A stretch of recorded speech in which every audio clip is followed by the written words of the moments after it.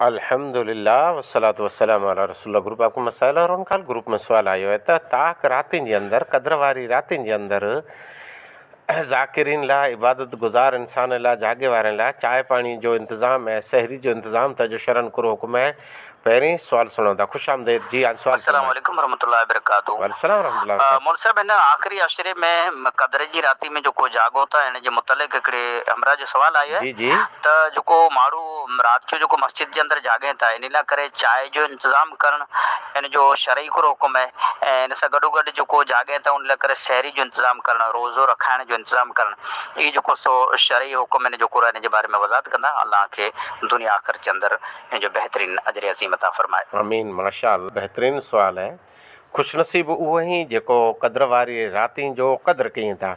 आप सल्लल्लाहु अलैहि वसल्लम फरमायो मन काम लैलतुल क़द्र जेको शख्स कद्र वारी रात क़याम करे तो उन जा मड़े गुनाह माफ़ थी वञे था। अल्हम्दुलिल्लाह। जेको कद्र वारी रात इबादत करे तो यानी नफ़ल पढ़े तो कुरान पढ़े तो ज़िक्र करे तो दुआ मंगे तो इन रात में इन मेहनत करें ज़िक्र अज़कार अन जागिला करे कोशिश करें हज़ार महीने जी खैर मिन अल्फ़ शहर हज़ार महीने जी इबादत यानी 83-84 वरें जी इबादत खां पण बेहतर इन इबादत करें। ये इन के मुबारकबादियूं। अल्लाह ताला केॾो एहसान करें। इन में हिकिड़ा बानड़ा जागें था ऐं इंसान जी फितरत है त इन के चाय पानी जी ज़रूरत पए थी। इन तहत जेकॾहिं केरु चाय पानी पिए तो मसीत में पीआरे तो त मनाई आहे न।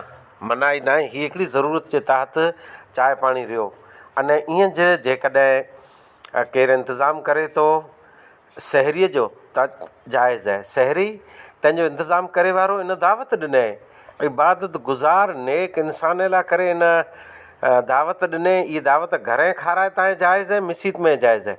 देगड़ो भरे मसीत में खड़ी रखी ॾे जे अबा हलिया हाणे हिते सहरी कयो तव्हां बेहतर आहे। अक्सर ईअं थिए थो त माण्हू राति जो जागी जागी पोइ जॾहिं घरे मोटनि था त उते जेकी अलाह इन खे रिज़्क ॾिए थो इहा सहरी खाई पोइ अंग गरा थियनि था सुम्ही रहनि था फजर जी नमाज़ खां पण मारूम थी वञे था।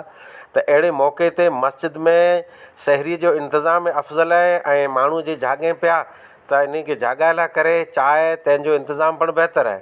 पण एतिरो ख़्यालु रखियो खपे चाय पाणीअ ते पाण ईअं गाफ़िल न वेही रहूं जीअं कंहिं सोअ ते अची वेठा आहियूं क विहां ते भेरा थिया आहियूं क उते चांहि जी जेको हंडी वेही थी तंहिं मथे गिलाऊं पिया कयूं वार्ताऊं पिया कयूं ईअं न बल्कि चांहि पीअंदा अचो इबादत कंदा अचो ऐं खाधे पीते जो जंहिं इंतज़ाम कयो आहे दावत ॾिनी उनजी दावत क़बूल कई खपे। सल्फ़ सालिन में त एतिरो इंतज़ाम हो जे नफ़ली रोज़ो हूंदो हो ऐं ॿिए पासे दावत हूंदी हुई त नफ़ली रोज़ो तोड़े पण दावत क़बूल कंदा हुआ। सहरीअ जी केरु दावत घरे ॾिए थो तव्हां बहितर ऐं मस्जिद में इंतज़ाम करे थो तव्हां बहितर पण शर्त इहा आहे जे ही चांहि पाणी रियो को सहरी रही इन इंतज़ाम में इबादत गुज़ार जेको इबादत कई था कद्र वारी राति में उन खे डिस्टर्ब न थियो खपे। जे उन खे डिस्टर्ब थिए थो त इहा सहरी ऐं इहा चांहि पाणी मुनासिबु न आहे।